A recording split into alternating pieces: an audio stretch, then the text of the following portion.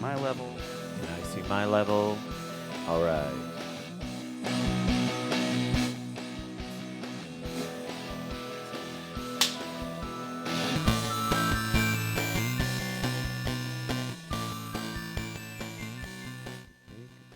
Take a bag, you take them both, and there you have facts of life. The facts of life. What's her name? Tootie? Martha Ray. Already. Meg? Joe? Who are the other ones? Molly Ringwald? But only season 1. What's going on? The Facts of Life was a show that was on in the 80s. It was a spin-off of Different Strokes. It was a spinoff? Yeah. Because the Martha Ray character was the original like housekeeper on the show. And the character proved popular. And so they made her become like the house mother at like an all-girls boarding school. And in the very first season of The Facts of Life, they had like it was like 10 other like young female characters, and Molly Ringwald was one of them. There was like way too many, and so what they did in the second season, they got rid of all but 4 of them. Oh, gosh. Yeah. Wow. So, yeah. That's crazy. Hey, Aaron. Hey. We're just discussing the facts of life. Oh. The TV show, not the actual Facts of Life. Yeah. It's time we had the talk, Aaron. I think it's crazy funny. I can all hear it in our voices a little bit, the kind of deep sort of We all morning just woke voice. Yeah. You're welcome, ladies. You're welcome. This is going to be the extra sexy podcast. Good morning, all you sexy listeners. We need sexy handles today. I mean, like names. I was like, you just guessed the name for my sexy handle. All right, sexy handle. I'll be Little Teapot. I'm short and stout. Wait. Oh, man, that was really good. No, I like it. I'm the sexy Little Teapot. Man, what could mine be? I thought you were the sexy handle. Okay, yeah. I was trying to work in like a sexy handlebar mustache. Oh. Like working the mustache, but which, by the way, I trimmed and you didn't notice. I don't hear the scratch on the microphone. I feel the need to be like extra deep today now that we've decided it's Sexy Podcast Day. Yeah. We're all standing up working today. Yeah. Yeah, I finally had to trim off the ends of it because, it had that big curly Q thing. Do I sound Yes. okay as is, or do I need to adjust? You sound good. Like, Well, technologically. Well, you don't sound sexy. you got to talk down here. Yeah, the headset may have been a better choice. Tell But I us. don't think the headset was actually on. Oh. I see. That's what I was trying to figure out. Hey, Aaron, tell us about your Yeah. sexy Halloween party you Yeah, had. tell last us more night. about that sexy Halloween Yeah. party. Yeah. By the way, the show started. Oh, Oh. Just thought you should know. I appreciate the heads up afterwards. Well, that's the way we roll. That's right. We started at You're 11. It's 11:09. You're on ArTechník podcast. It was fun. We had a good time. We watched Ernest Scared Stupid. Cool. I read a thing that whatever production company owns the Ernest character is apparently attempting an Ernest reboot. And I'm back from the dead, Vern. Right, and so there's confusion right now because they've just said that they're looking into the possibility of a reboot, and so they have not come out saying whether they're just going to relaunch the Ernest character or do like a Son of Ernest, kind of like they did with the Pink Panther series, like with that Italian actor. I can't think of his name. I do think your headset mic is on because when you grabbed it, I heard a noise. Now it's a on. sexy noise. I hear the treble kicking in. Yeah. I'm not gonna be able to maintain this much longer. That's probably good. I don't know if I could take us seriously if we talked like this for a full I don't 45 take it minutes. Seriously now. The funky walking, sexy talking, technological podcast. Oh yeah. That's a good hint. Oh, hey, Tino, I hear you in Stone Mountain. The official mascot. So let's see. I know we picked up a couple of new countries. We picked up Ireland and Australia, and or did we already have Australia? I don't remember. I think I remember you bragging about Australia Well, a I couple don't weeks remember ago. having Ireland. I don't either. So there you go. Hello, Irish. So there you go. And Kuala Lumpur, or however you say it. That sounds good. Okay, good. Yeah. Is that that's a country, right? It's not a planet, right? Yes, that is. Okay, I wasn't sure. I thought I dipped into Star Wars for a minute.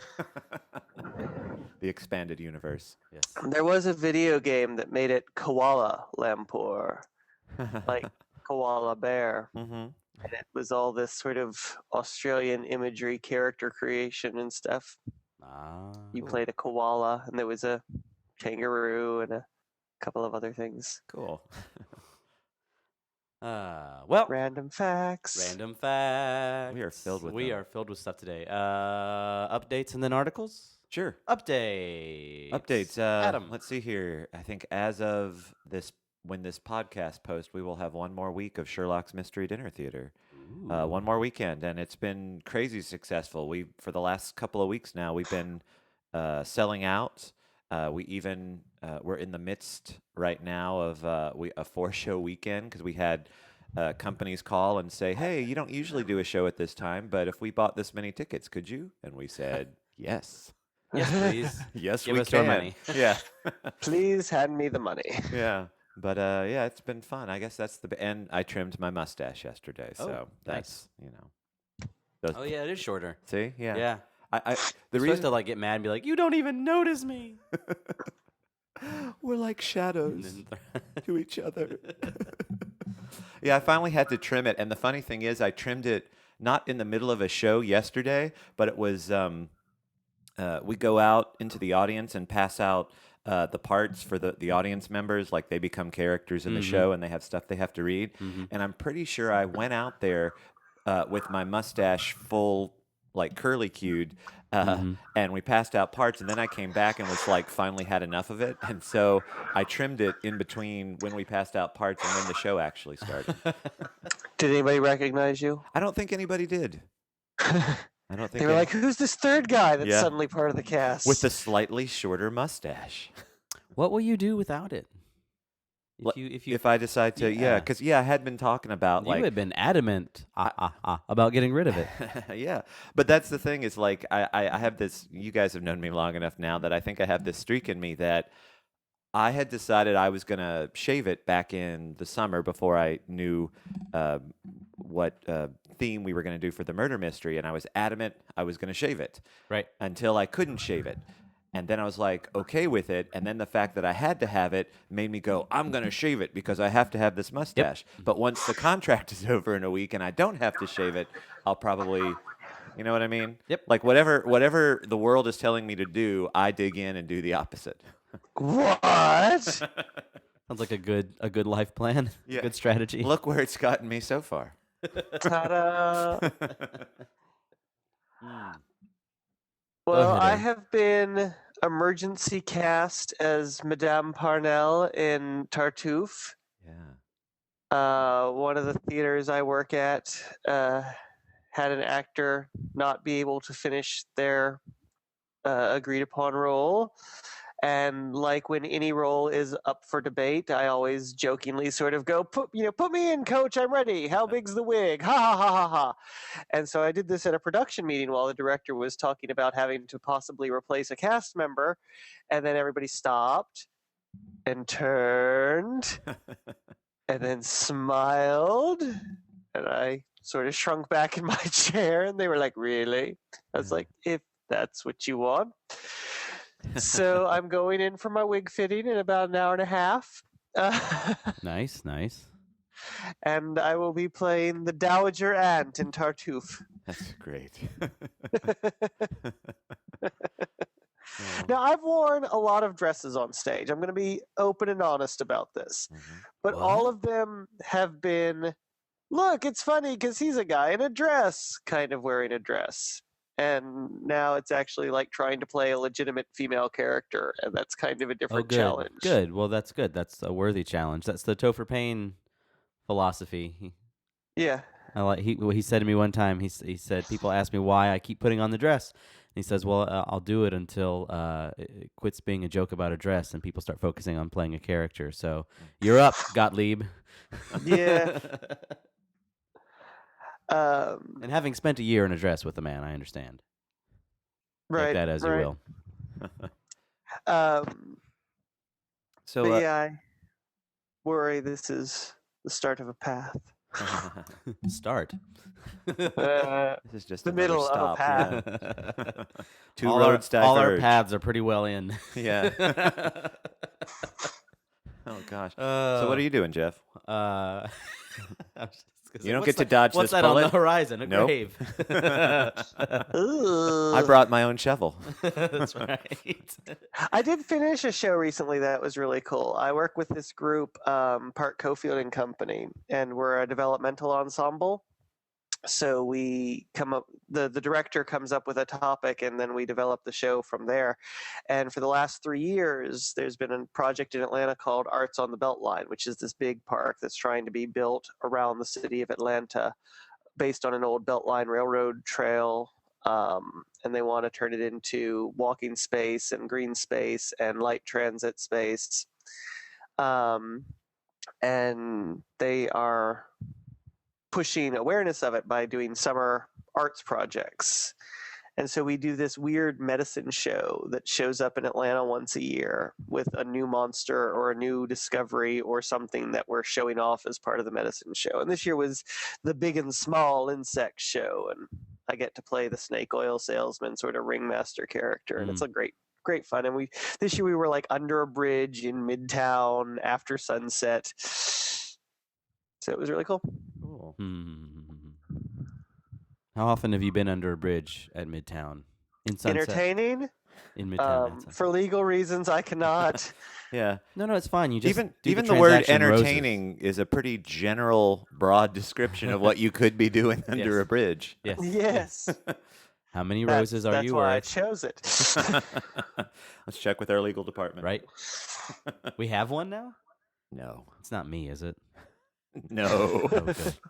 So I asked one of my lawyer friends, who advise me occasionally and try to keep me from, getting arrested for various things, like entertaining under a bridge in Midtown. Anyway, I said to her, okay, so if I'm convicted of a crime, I Mhm. can stand as my own counsel, correct? And she's like, yes.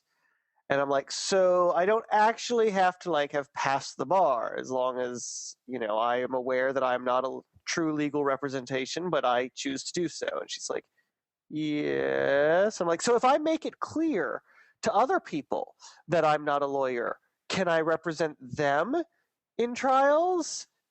And she said, no. And I said, but, and she said, no.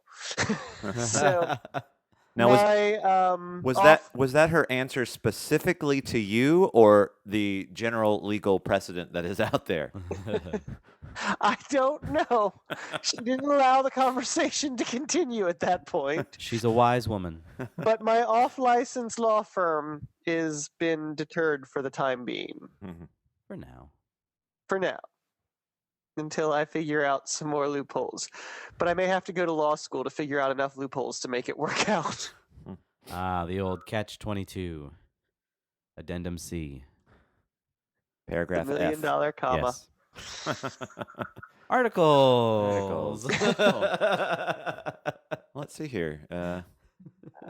Well, I have bad news when it comes to articles. Bad news about time travel. Go on. Don't break my heart. Oh, break it. It may be too late. Well, first of all, I did prove a few years ago that I personally will never have access to a time machine. I made a solemn vow to myself that if I were to have access to a time machine, I would arrive and appear to myself on my 30th birthday. Mhm. As I did not make an appearance, I unfortunately know that I personally will never have a time machine. Can I challenge you for a moment there? What Of if course. the future you that has created or acquired said time machine understands that you in your 30s are not responsible to wield the awesome power that is a time machine, and has decided to appear to your 50-year-old self once you have acquired the experience and control to handle such awesome power. Mm. I was actually going to add to that I think uh, if Aaron had a time machine, he would be responsible enough to not go visit himself and cause problems. Oh, okay. That doesn't sound like me at all. It doesn't. I have told, Maybe however, maybe Jeff, you that do get a time machine and then I stop you from using it. I don't know. that's true. Jeff is my emergency contact person in case of Yep. time travel or alternate universes. I told him one day that I knew without a doubt that if I were to approach him and say, "Jeff, I'm not me, I'm alternate timeline Aaron," he would stop asking questions and just start helping. And so I've decided that if I am in that situation, I'm going to go find Jeff and get his assistance. Because I will get to work.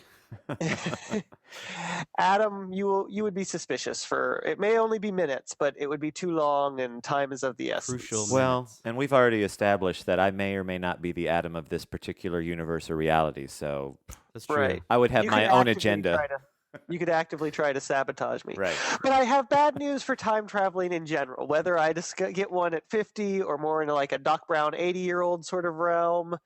And the problem is the leap second. Okay.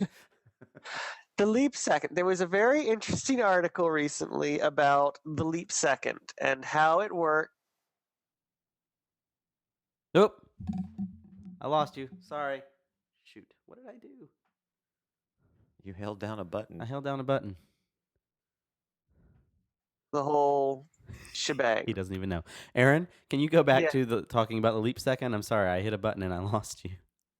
So, I yeah. was loading a different window and I heard the chime when you came back. And Yep. yes, the leap second is bad news for basically all forms of time travel thus far presented in movies, TV shows, any controlled time travel, certainly. Free form time travel might have a possibility, but any type of controlled time machine is going to have a problem with the leap second. The leap second is exactly what it sounds like. You know, about a leap year, which adds a day to the calendar on every 4 years. Well, that happens regularly and is controlled and documentable and calculable. The leap second is arbitrarily assigned by a panel whether or not it is needed every 6 months. And what happens at 23:59:59, normally the day goes 23:59:59:000, and that's the changeover at midnight. But when they decide to use a leap second, it goes 23:59:59 and then 23:59:60:000. So you get a bonus second, and this helps accommodate for the wobble of the Earth. As we are not a perfect sphere in a perfect circular orbit or a perfect elliptical orbit, there are these little wobbles, and they affect the rotation perspective of what we see the sun going around the Earth and how that controls time. So they have established the leap second. There is also apparently officially a negative leap second, but it has never yet been utilized. Break in case of emergency? Sort of like Yeah. with the upcoming elections. But because they are decided on a 6-month basis, there isn't like a formula. Like our leap day is every 4 years, no matter what, we get an extra day. But the leap seconds are variable. So as they add up, time travel control mechanisms would be skewed in the sense that you wouldn't be going to when you think you're going to, unless you did all of the hand calculation yourself for every single trip to determine how many leap seconds you have to account for. And while it's seconds, and even when they add up for a while, it's going to be small change. The problem is the wobble of the Earth's orbit that makes the leap second important. in most cases, our time machines are very specifically not space machines. Mm-hmm. The DeLorean arrives in time where it left. If it wants to move across town, it has to drive or hover. Mm-hmm. It doesn't zap from point A in place and point B in time to point CD. Mm-hmm. So without being able to calculate these wobbles, which the time seconds measure, the leap seconds measure, you're going to appear in a different place on the planet, in walls, in rocks, things like that. Oh gosh. This also makes a problem in general with the non-space machines like the H.G. Wells absolutely stationary time machine where the world changes around it. Mm-hmm. The theory is that the time machine should stay truly where it was, not geosynchronous. And therefore, as the Earth moves out from under the stationary time machine, the time traveler himself would have just been left in the vacuum of space Right. Yeah. and not in the garden. Hmm. I would So argue that all time machines are space machines because anything that is powerful enough to calculate and has enough energy, which is a separate issue, to get you to a different point in time, I would think you would have a computer good enough to process the math on spatial displacement. it's possible, but it's very complicated to account for these non pattern based variables. If I may submit to the court, time travel is very complicated. I'm just thinking you're running at least a Pentium 2.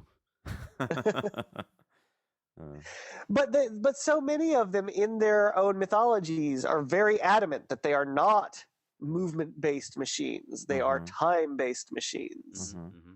And this is an interesting factor there. The only one that sort of bakes into itself its own loopholes is the TARDIS, which specifically says the time and relative dimensions in space. But everything else makes it a very big point about not being able to travel through locations. The time train moves along the track. The DeLorean, the H.G. Wells machine, Do the you think? Do slingshot you around think? this. Do you think then they all, H.G. Wells being one of the first people to kind of put that type of time machine out there, do you think it's because all other His was models, have been based on what he put out?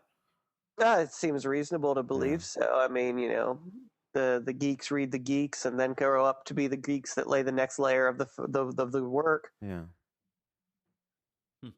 I used But to get annoyed as a kid about time machines that were willy-nilly about space because I was of the DeLorean model. Uh-huh.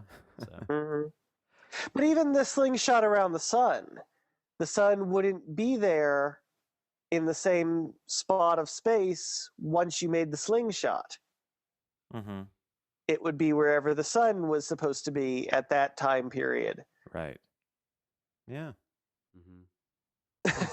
Man, your original article or idea that you're presenting reminded me of a story I came up with. I don't remember how old I was. It was young elementary school, but it was when I first started to learn what daylight savings time was. And I think it's attributed to Ben Franklin was one of the first people, or the one that suggested that we needed to that we should go over to that model to kind of save time and get more daylight hours and get more productive working hours out of the day. And so I had this sort of idea that, well, when you like jump forward and you jump back and, learning about all these sort of arbitrary measures that we put on time, I had this idea that Ben Franklin was like this sort of extra dimensional being, like before I knew what a Time Lord was. And this was his plan to like steal time. And like he was like hoarding it somewhere and going to be using it for like some nefarious purpose at some point in our future. But I never got to the end of that sort of initial idea, like what his end game was. I also Just that feel he like was hoarding it like in a this- jar somewhere. I don't know. if I could save Like the Muppet. time in a bottle. Now, I grew up listening to a lot of folk music, so it's possible that that particular Jim Croce song also influenced this particular delusion of I also mine. feel like May the school I you grew up please- in would have reinforced that. Yes, Aaron, what? May I please claim that premise and start working on my new screenplay? You may. You Thank you. absolutely may. Wait. What other screenplays do you owe me currently? Screenplays. Mm, I won't get to it till April Script Frenzy. I should be able to mhm. wrap the other stuff up. Okay. All right. But yeah, it's Let's be honest, this is a way better premise than any of the scripts I'm currently working on. That's true. That's true. I just don't want a bunch of half-eaten candy bars laying everywhere. so you're saying all I have to do is pitch like bizarre sort of imaginings I had as a kid, and you guys will turn them into movies? Yes. All right. I have a storehouse filled with bizarre And ideas then I just had as a collect the kid. checks, Adam. Just collect the checks. Hi. Cool. Now, the actual premise of the article is using this sort of time travel interesting connection point to talk about the lack of true equations, that time is really very much what you're saying, is that it's totally user defined, and that basic computers and things are not tracking time in an accurate way, given that we change what accurate means on a whim, and that it's all just a functionality of how to know when your movie starts. Yeah, Your movie and about Ben Franklin keeping time in a bottle. that's right. and it was just sort of an interesting idea about the calculations that are used to keep time and change time, and the universal coordinated time versus solar mean time, and Whenever all I these want to feel like a time traveler, I just use the Jewish calendar. What year and are then we up the to, Aaron? 5796 Doesn't is that sound probably cool? wrong. Yeah. My dad's been working on the Y6K problem for years now. I've been waiting for that joke to make it to the show. By the That's way, great. Dad has agreed to form our Council of Geeky Elders Oh yeah. for us to approach when we have conundrums Well, and hang on. problems. Give us the backstory on this, because we were all at breakfast, right? We were all at breakfast one morning at Ruth Ann's, and Aaron's folks had come in to see their kids, quote unquote, in their various shows. So your All murder three of mystery, and us, me and Aaron in the fourth grade show we just did. Aaron and I, Whatevs. And Aaron and me. what's that? I was wrong correcting your grammar, so I had to correct myself. Hang on. Wow, I'm we've gonna- got a real solid gonna- basis for this geek council. gonna We can't even agree on basic grammar. Capitalize artistically today. But we were having breakfast with Aaron's mom and dad, and somehow we got into a rabbit hole of talking about tech through the years. And I take it, Aaron or Adam. Somehow. I can't imagine how the group of us could have randomly started about tech through the years. But Dad was starting to tell us about this little computer kit he had when he was a early to mid teenager, the Brainiac computer in a box system, the automated thinking machine or something. And it was a series of switches and dials, and then you could play tic-tac-toe against it until nuclear war took over the planet. Would you like to play a game? And so he was telling us about that and the various projects he had done. And he's also one of the leading medical directors in ePros, which is electronic pediatric research in office settings. And they are changing the way medical research can be done now that there are electronic health records in a majority of offices instead of a minority of offices. In that you can ping the database for patterns in history and results and do a 10-year back research system overnight or over a weekend, and have the medical effects of doing, whenever you do X, Y happens, and you can pull it from thousands of charts overnight. Mm-hmm. Confidentially, you don't pull patient information, you just pull the medical information, and it changes the way medical research can be done and the speed at which medical research can be done.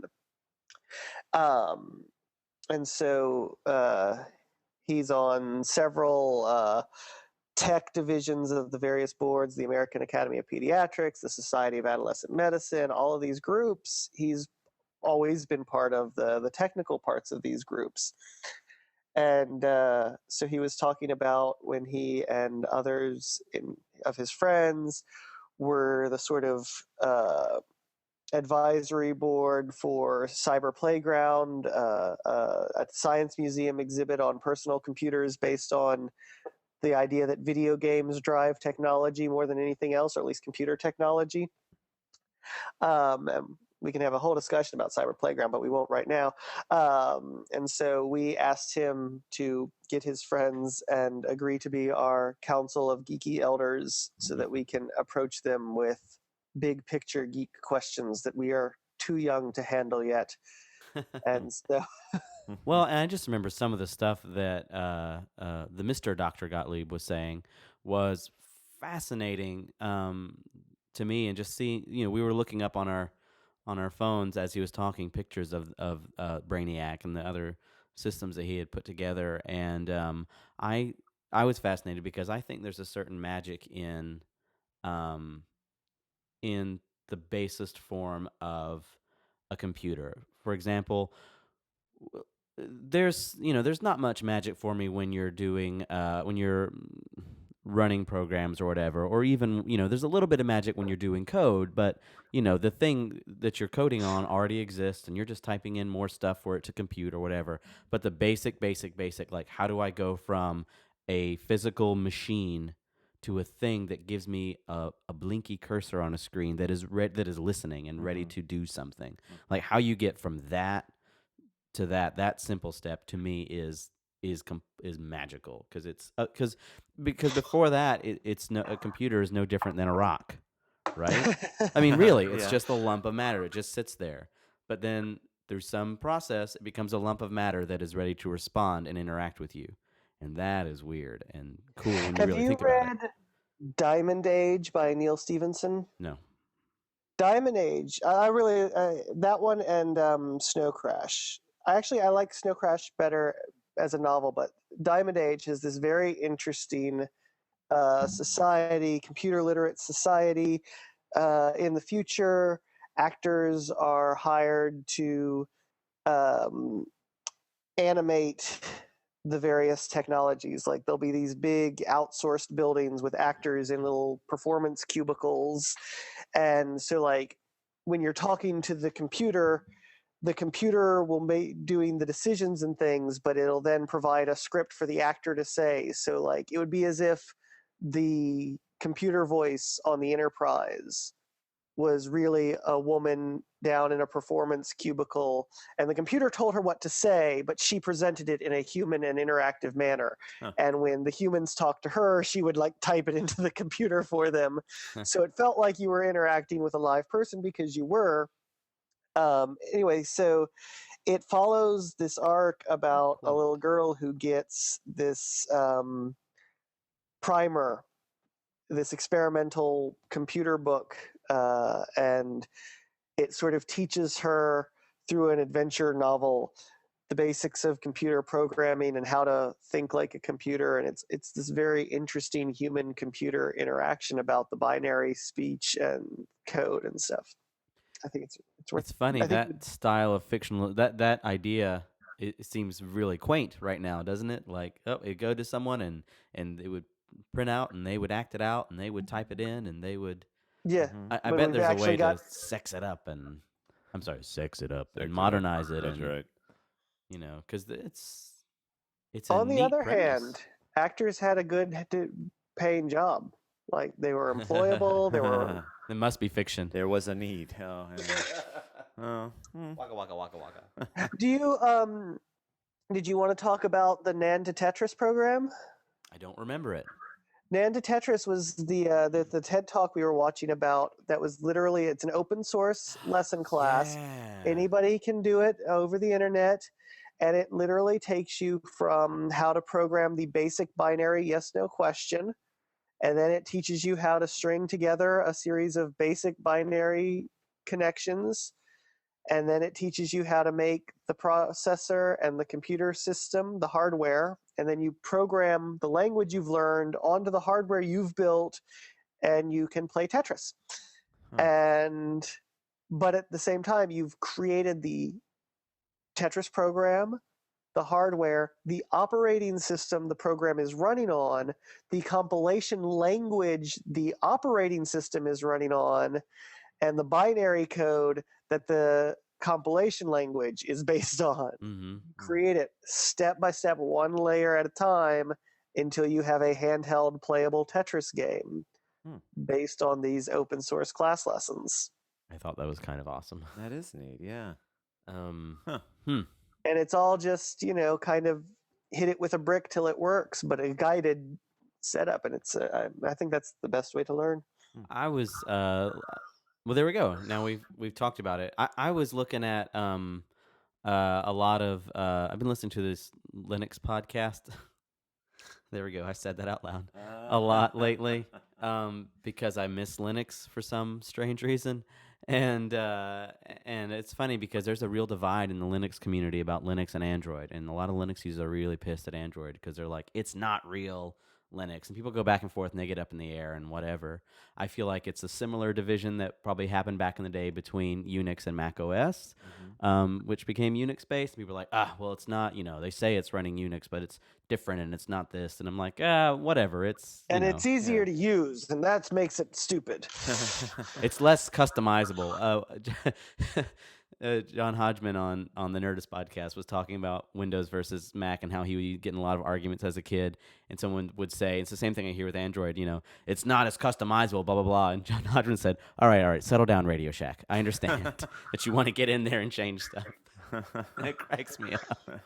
But but on the other hand, I do like getting in there and changing stuff as a hobby. Yeah. But I like an operating system that is just gonna work, and to be honest, is gonna make a whole lot of decisions for me so that I can get I don't know, the podcast done Yeah. and things like that. But then when I live so long in that sort of lap of luxury, if you will, I want to say, now I want to pick something apart and mess around with the widgets and and that's that's you, and there's there are people out there that like that hands-on sort of picking it apart thing. But again, if you want the largest audience to access your work or tech or whatever it is you're trying to put out there, then accessibility becomes an issue. Right.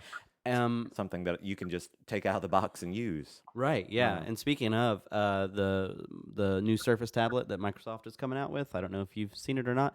It's getting great reviews. It's beating iPad in a lot of ways. It doesn't have as high of a screen resolution, but they said an interesting thing is that the contrast ratio is better. And there's something about, I don't know if it's the physical glare on the screen, there's less glare compared to an iPad or whatever, but they're saying you actually lose resolution if your contrast ratio is not as good. Anyway, but also I think I'm interested in what's about to happen with Windows 8 and the whole Microsoft landscape. I just think they're about. I want them to get a win. Not that they necessarily need it, but they kind of do right now, because I feel like I need a couple of things to happen in my tech universe. I need Apple and Mac to kind of get kicked in the nuts a little bit so they get humble again. I need Windows to get a win. I need Microsoft to get a win. And I need Android users to just calm the hell down and just all coexist. And that's kind of where I'm at. Right, well. And Linux users, well, I don't know what to do with them yet. I'm kind of enjoying listening to them be cranky old men.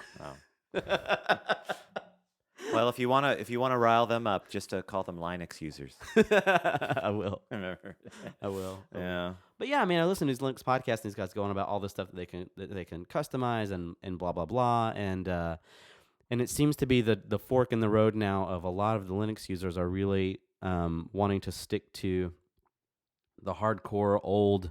I can't say a lot. I'm maybe generalizing. The ones I've been listening to seem to want to stick to hardcore desktop style environments and are less apt to embrace the more, like Windows is doing right now, the more mobile looking kind of environments as a desktop OS. And so it's interesting. I wonder if the good innovations in desktops, as we think of them since the 80s, 90s, whatever, are going to be in the Linux branch these days as more people adopt a more mobile style operating system on their desktops in the mainstream products. Mm-hmm. But I don't know. Maybe. There we go. I've just bored 3/4 of our audience.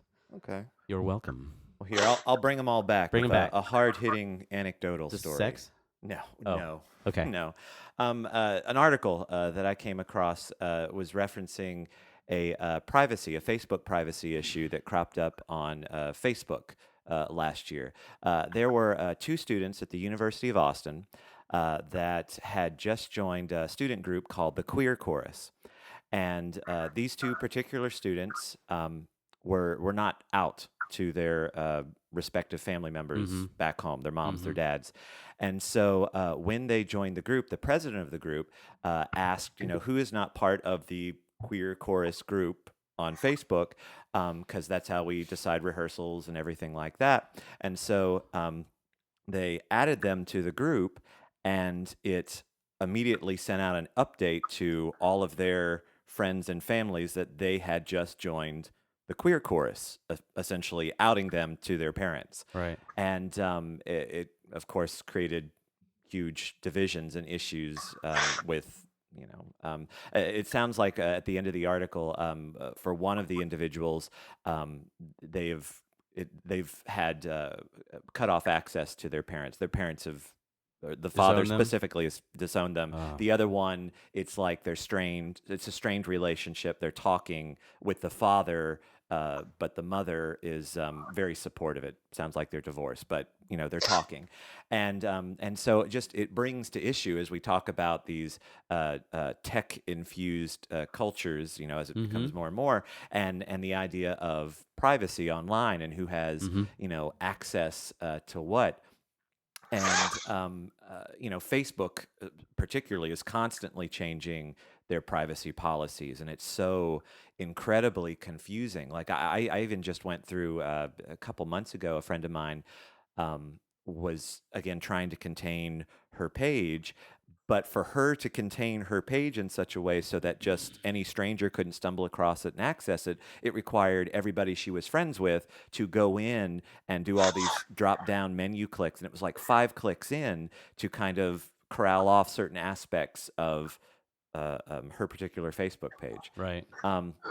And it was just interesting. I remember, and I've heard other people say this before, but I specifically remember Paul Pierce saying this, that everybody that is on Facebook has this sense of we are the customer and Facebook is there to serve us. Right. Yeah. And that's the mentality that's out there. However, it's the complete opposite, and Facebook is there to serve their advertisers and, Right. and the Right. people who We- are acquiring the information that you are putting out there.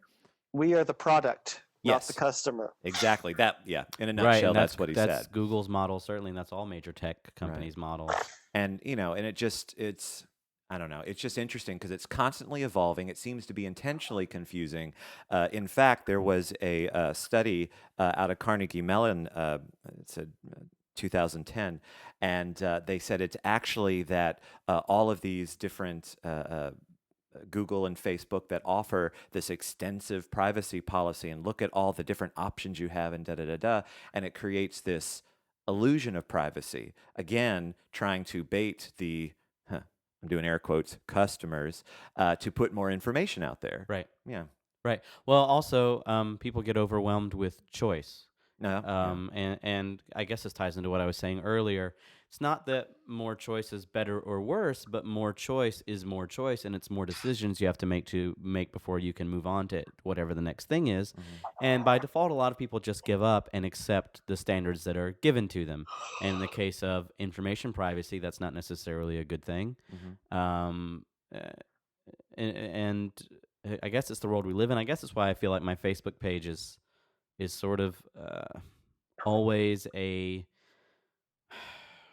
very public thing. It's just I just figure, okay, it's all out there. Yeah. Because you don't know that your friend that is on Facebook, even if your privacy settings or whatever, they could grab a photo or whatever, even if it's not tagged of you, and they just know it's you, and they can do really whatever they want if they have access to it, and you are just going on complete trust and faith that these things don't go anywhere else. And it's Yeah. like as soon as it's out there, I figure, yep, it's scattered to the four winds. And Right. And that But was the yeah, go ahead. sorry, the crux of this particular article, however, is not that suck it up and don't post anything online that you don't want public, Mhm. but the problem is that now other people can post things at you and make them public. The fact that you can be forced to join a group until if somebody puts you in a group, you are in a group until you say you're not in the group, right.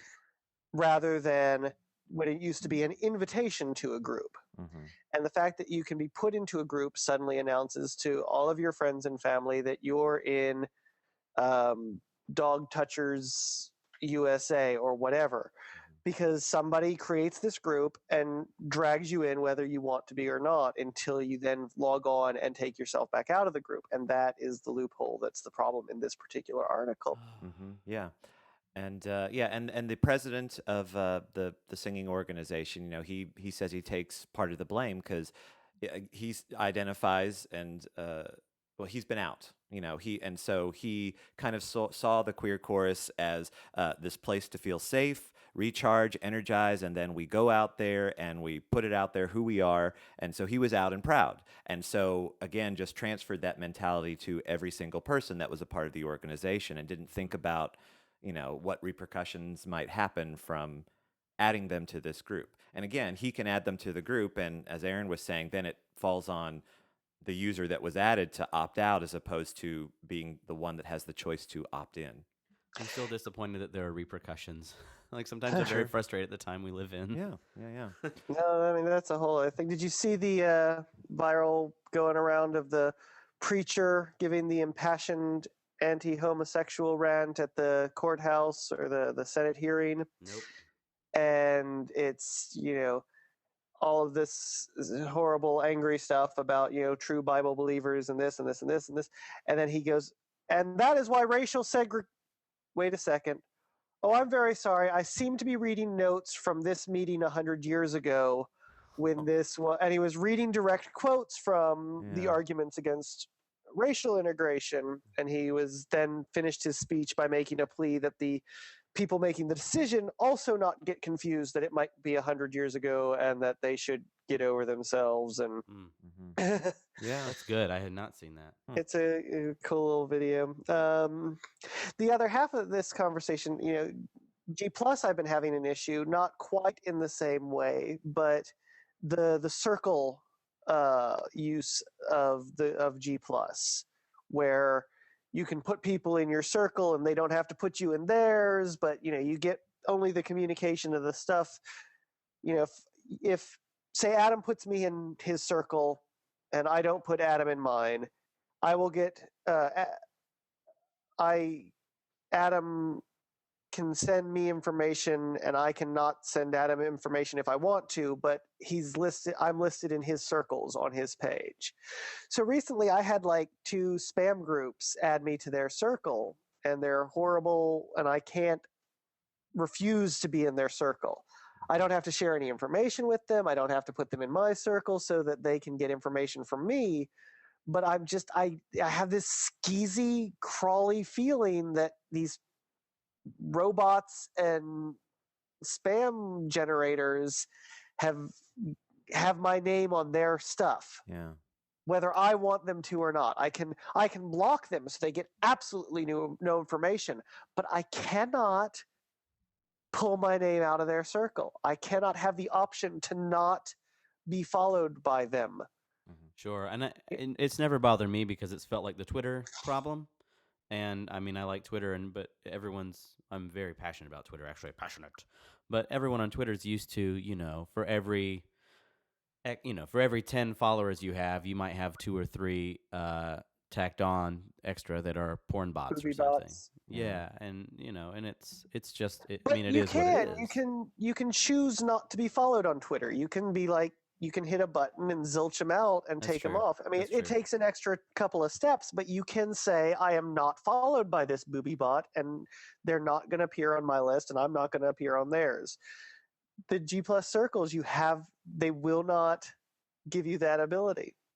because the more circle connections they have, the more active they look to their actual customers, the advertisers, and they want everybody to circle everybody in various forms. Has anyone figured out how to actually monetize circles yet?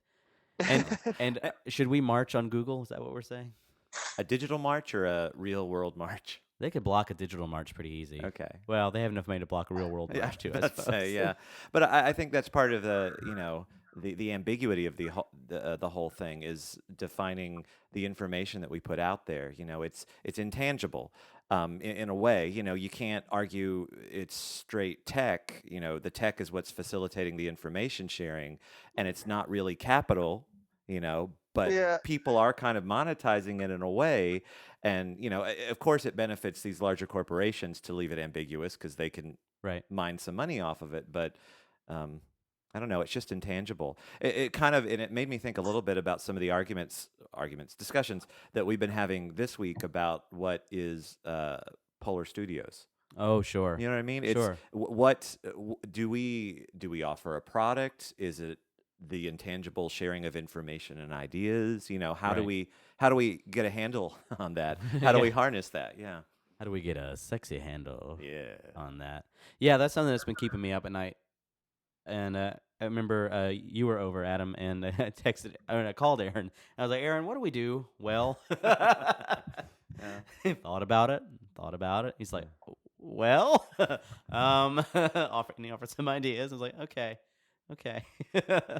What do we suck at? Those questions. And yeah, I mean, because I think there are clearly like services or whatever that we offer, and that's one thing, and that's great. Yeah, we can make videos. Yeah, we can make cartoons and stuff like that, but that's not a philosophy or a rallying point. And that's what bothers me is when I feel like the philosophy's not clear, because I'm a sucker for that. Because I feel like philosophies empower people and can help make choices when there's no clear leader in the room.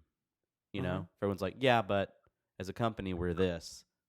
This is probably our move. This is probably the next thing that we do. Move out of that cult status of following a leader. Sure. Yeah. So that way, when one of us is, eaten by a monster or gets raptured, or I don't think we need to really be terribly concerned with that possibility. Yeah. I think the monster is a much worse, or much more likely scenario of the two. We'll watch everyone else. Bye. Well, now that we're here, now what? We've got a few minutes before the 1,000 years of war. And wow. I think we would movies. immediately switch control of the company from our peacetime leader Jeff to our wartime leader Adam, and he would have us. That's true. He would have us in like cast iron kitchen armor within an hour. Like we would raid He would a get us through Walmart the and come out artpocalypse. ready to survive. If you want to survive a soulless, hellish landscape, I am your man. Yeah, and we send Ben out front to hack and slash. Oh, yep, That's good. He's our Wolverine. Yes. Yeah. And I'm your Emma Frost. I'm usually the Cyclops in this situation. I'm not comfortable with this anymore. Shh. But I'm stroking Jeff's cheek now for those listening at home. Shh. You don't have quite enough stubble that's being picked up by the microphone. Aaron sent a pretty good text about that. I was thinking about possibly posting it or cleaning it up a little and posting it, or just posting a screenshot of the text that you sent me about what the studio is. I won't give it away here, but thinking about that. We've got a new site coming too. It looks pretty good. I'm excited about it. Yeah. That cake ain't ready yet. Still bacon. That cake is bacon. A That's sort of bacon what cake? started off- That would be very popular. That's why there's a bacon shortage. There's not. I have let me finish my first thought. Yeah. That's sort of what started all of this, is all of your web page redesigns. You realized that you now had a lot of style and not as much substance as you were hoping for on the various Lots websites. of options for substance. Well, no, it's not. It's not that. I disagree. I'm going to take issue with that. It was that I had to make a more clear choice as to focus on what substance. You know what I mean? Right. Because it's like I could certainly put up there that we are a video production house. This is our service. Keep it really simple. Right. I could put up there that we publish cartoons. Just do that. Keep it simple. Whatever. But what it was for me is there wasn't enough. There's plenty of product, but there Not wasn't enough. enough art and community for me. That's what I was taking issue with. You know what I mean? Right on. Yeah, yeah. And I think that's sort of where I was trying to phrase it, and it may have come out. Yeah, but it was like there was this pile of things instead of Right. a really clear this gem is the thing.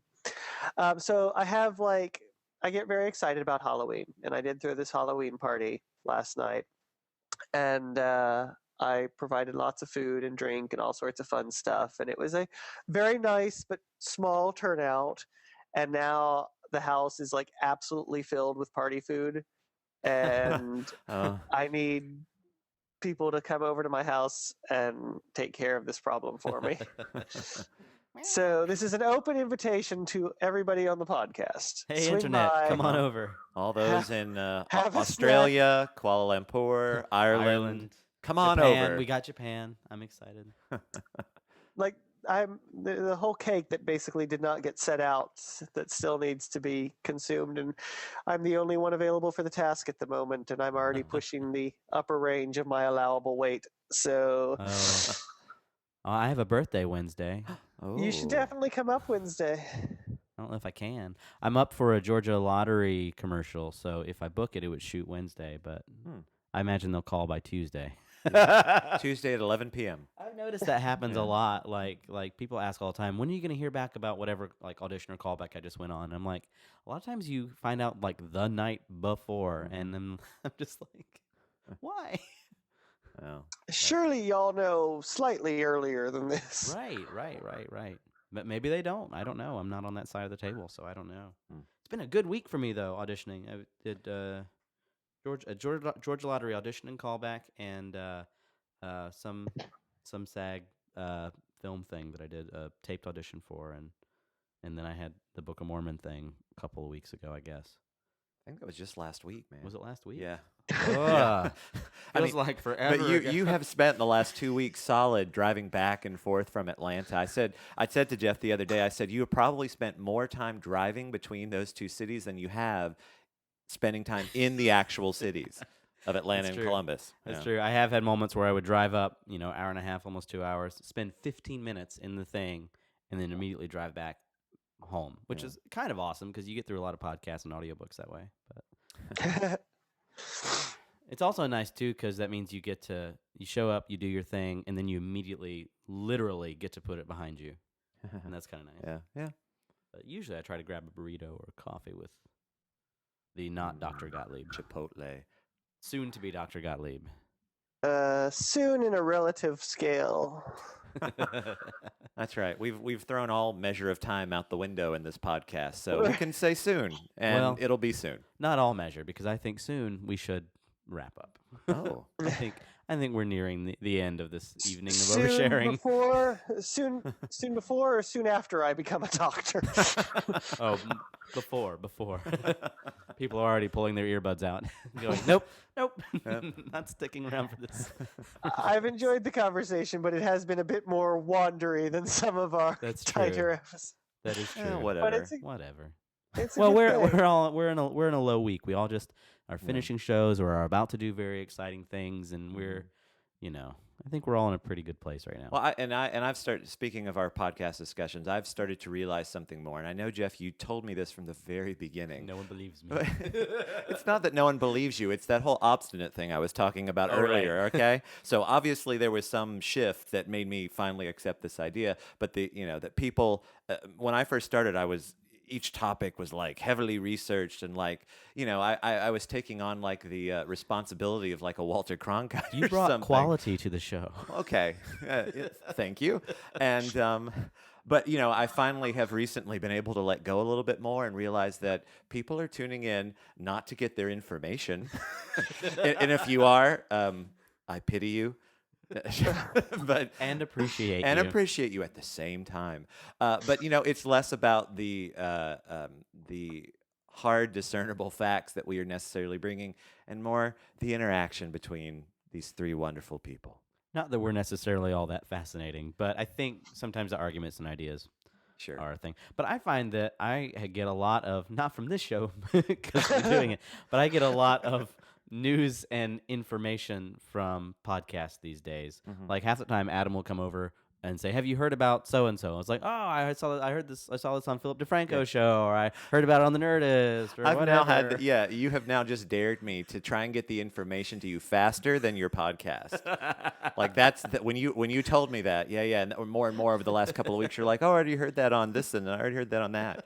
Like I've got to like double time it now. And, I like that you're just throwing names out there so we get link backs when we post that we mention the Philip DeFranco show. I'm too lazy to type in that we'll mention them. Are you kidding? I think we still have several things that we're supposed to post that I forgot. Like I'm supposed to send you a track list of songs from several shows ago, but whatevs. Anyway, I'm rambling and digressing and all kinds of things. Adam, I would like to challenge you to remain the Walter Cronkite of this show. Okay. You are the substance to our style. All right. I accept that challenge. That was a dare. I can do that. Once again, Adam is substance, Jeff is style, and I'm and. I'm always and. I do have days where I walk up in front of the mic and I'm like, I have nothing. I have nothing. I hope to God they have something. I have nothing.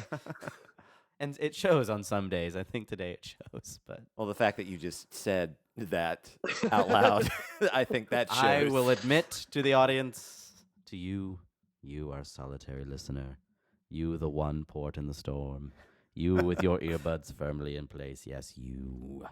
Or maybe new ear pods. Or maybe your new earbuds, which I really like. Mhm. But whatever. Isn't everyone scared? There's a great talk Merlin Mann did on a podcast that I listened to on his website, and it's called 43 Folders, and it's called Scared Shitless. And if you haven't watched Scared Shitless, you should watch it because it's great, and it's that imposter syndrome that everyone talks about. You know that you've heard several people that we respect and several people we don't know mention that everyone feels like in whatever position they're in, at some point someone's going to come up to them, tap them on the shoulder, and say, "Who the hell do you think you are? Get out of here! You've been busted. Quit pretending." And everyone bullshits. Everyone. Cool. But whatever. Well, sign All off. right. But another fancy podcast. It has. Sign offs. I am Jeff, and I am just full of it.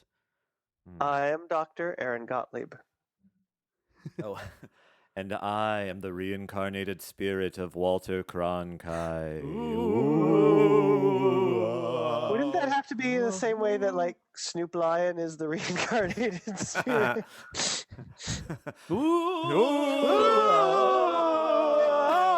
Happy Halloween! Next All right. week. Yeah, next week. Goodbye, Internet. We're going to stop now. Smack down. That was my substance.